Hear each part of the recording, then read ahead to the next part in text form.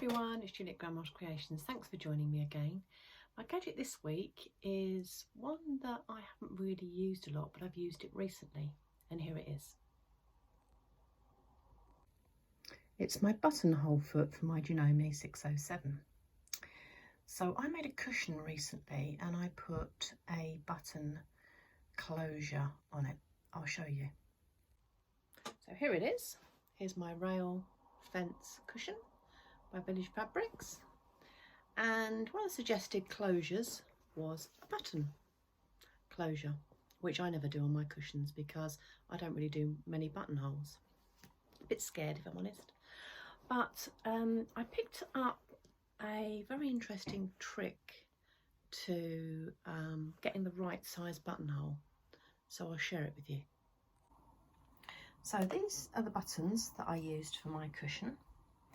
And I watched a tutorial because I've done a few of the Sussex seamstresses patterns now, and one of hers is about buttonholes, and she's got a Janome machine, not the same as mine, but she's got a Janome machine, and she said one of the tricks with her machine is to use a button that's ever so slightly smaller in your buttonhole foot. So I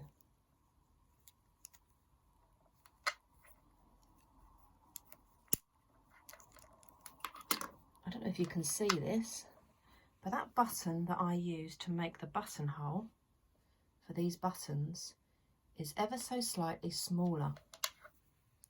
I don't know if I can illustrate it if I put it on top. There we go. So you can see it's a couple of millimetres, a few millimetres all the way around, but it's definitely a smaller button, because when I've done it in the past, I've had an issue with the buttonholes being far too big.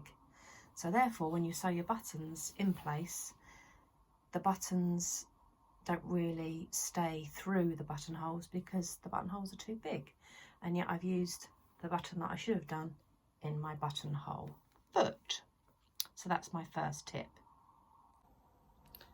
So the very first thing that you need to do with your sewing machine is basically find your manual and keep it in a safe place, because if anything ever goes wrong with your machine, one, you need to know what your machine is, two, you can see if you can find out what's wrong yourself and try different things to rectify the problem.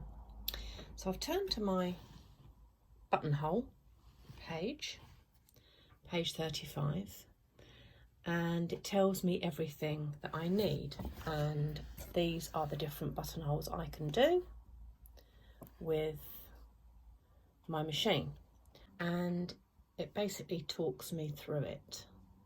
So I've set that on my machine. There we go, my machine. It shows me that I'm doing a buttonhole, and that's the shape of it, which is brilliant. And then it tells me that I fit my foot. So first of all, I'm going to place my button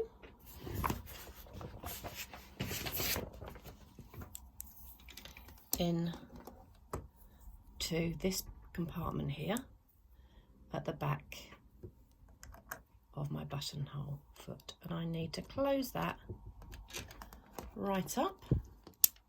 That's it, you can hear it click into place so that it's tight and it won't move. That's my first job. Then I need to fit this, and as you know, if you've watched my other tutorials, my one just clips on using that bar onto the foot like any other foot for the Janome. The next thing I need to do is my Janome has a button that I need to pull down, this one here, and that fits against that bit of the foot just there. You can see it there, brilliant. So this, you can see I did this one for that size of button there. And for my machine, I need I needed to mark, this is a practice one, but I needed to mark where I wanted the buttonhole to start. So that's the mark there. So I'm going to do that again. So I want my buttonhole to start here, because that's quite important, marking your buttonholes out, because with this particular machine, particular foot, what you need to do is you need to put, so I've just marked that with a cross so that I know that's in the middle. You need to put the needle down into the mark of the start of the buttonhole. So any eagle-eyed people see that I didn't actually have my machine threaded, which would be a little bit of an issue because nothing would happen. So I've threaded my machine, and I'm going to put that needle, my needle, down in the position of the cross that I've marked, which is the middle of the, basically where I want my buttonhole to start. See if I can show you that a bit closer at a better angle.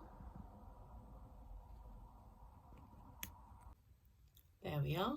So I put the needle just where that cross is, in the middle of the mark where I want my buttonhole to start. So this machine is very clever because it actually tells you which foot that you need, and that you need to pull the arm down in order for it to work.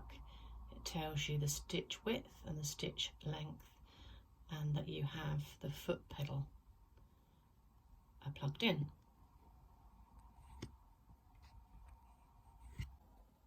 So all you need to do is hold your threads out the way so they don't get tangled before you start. And then press your presser foot down, and away you go.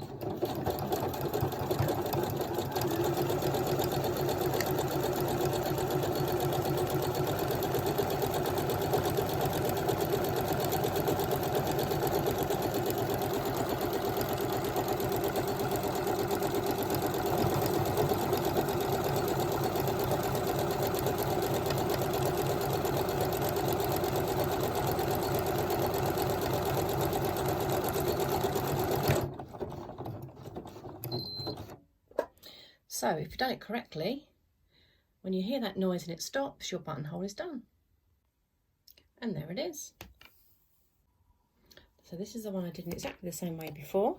And just to check that the button actually fits through snugly, so that it goes through, it will not come out the other side. It won't go back through. There we go. There you have it, a buttonhole. So that was the buttonhole foot. I hope you enjoyed that. If you're scared of buttonholes, give them a go. Look at your manual for your machine. If you've got one of these feet, then give it a go. And I mean, we only get better, don't we, with practice. So a few things to say: that if you've watched my other videos, you'll know about fray check. I use it often. So it's liquid that you use sparingly, and it'll stop things, it'll just seal things over and stop them from fraying. So you might want to do that in the middle of your buttonhole. It dries very, very quickly. I'll put the link to my video for that below in the description. And also the other thing to say is that if you're making buttonholes, you should interface your placket to your bit that the buttonhole goes on, because you won't get very good results. The fabric needs to have a little bit of body to work, to go through your machine for a start, but also with wear and tear it needs to be interfaced, it needs a bit of body. So that's another thing to think about. So I hope you've enjoyed that, and thanks for joining me. I will see you next week. Take care for now.